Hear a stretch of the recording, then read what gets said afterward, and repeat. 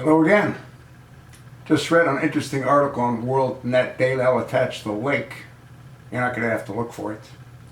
Title: You want a race war? Expletive. Bring it on.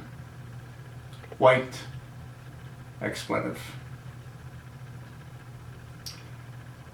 There's a photograph of Vester Flanagan, aka Bruce Williams.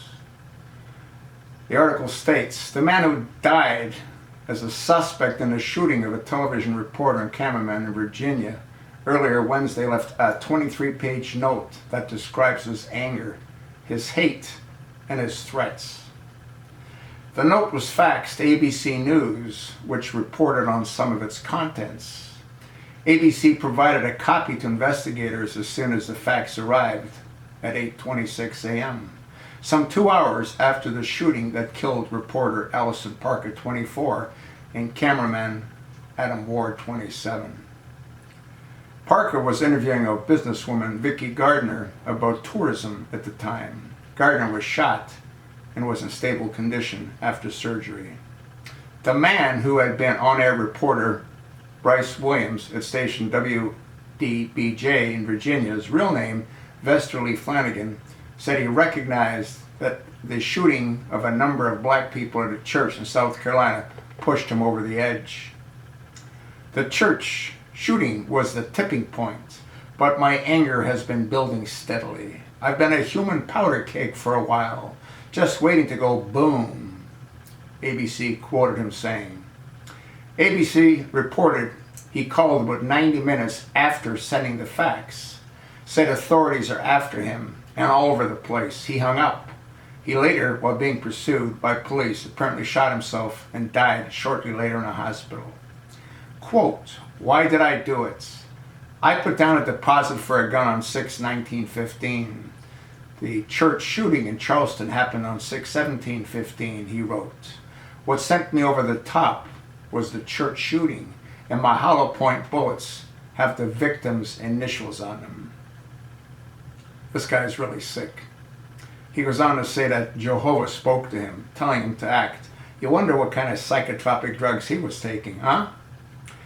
He complained of suffering racial discrimination, bullying, and harassment, fretted over attacks he perceived by white women and black men, and lamented how he was not treated properly as a gay black man. Yes, it would sound like I'm angry. I am, and I have every right to be. But when I leave this earth, the only emotion I want to feel is peace, he wrote.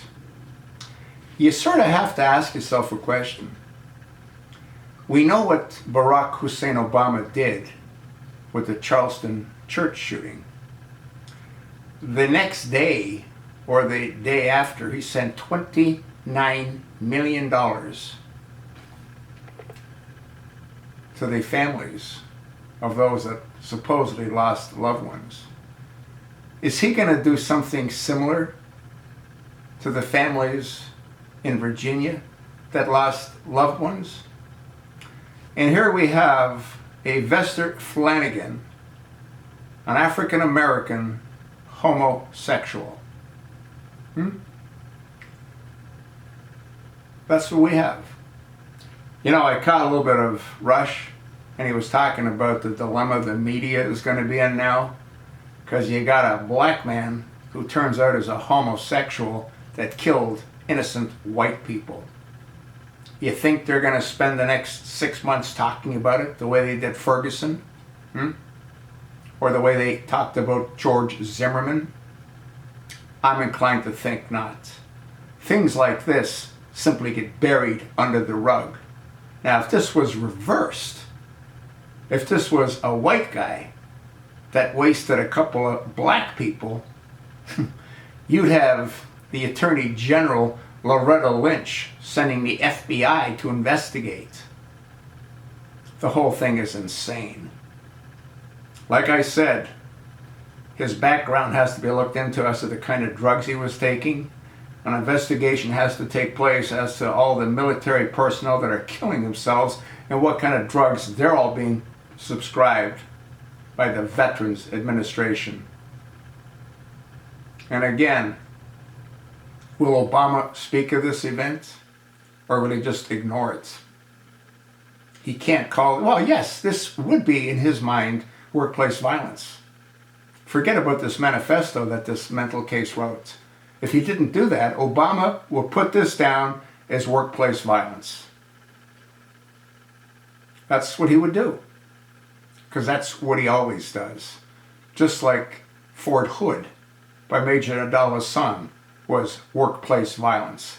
And as disgusting as it is, 5 years after that horrific event took place, Major Nadala's son is still alive, the people he killed are still dead, and the wounded never received the honors they should have received. They all got Purple Hearts after 5 years, but none of the benefits associated with a Purple Heart. What a disgusting commander-in-chief. What a complete joke. Commander-in-chief. The guy can't even throw a goddamn baseball.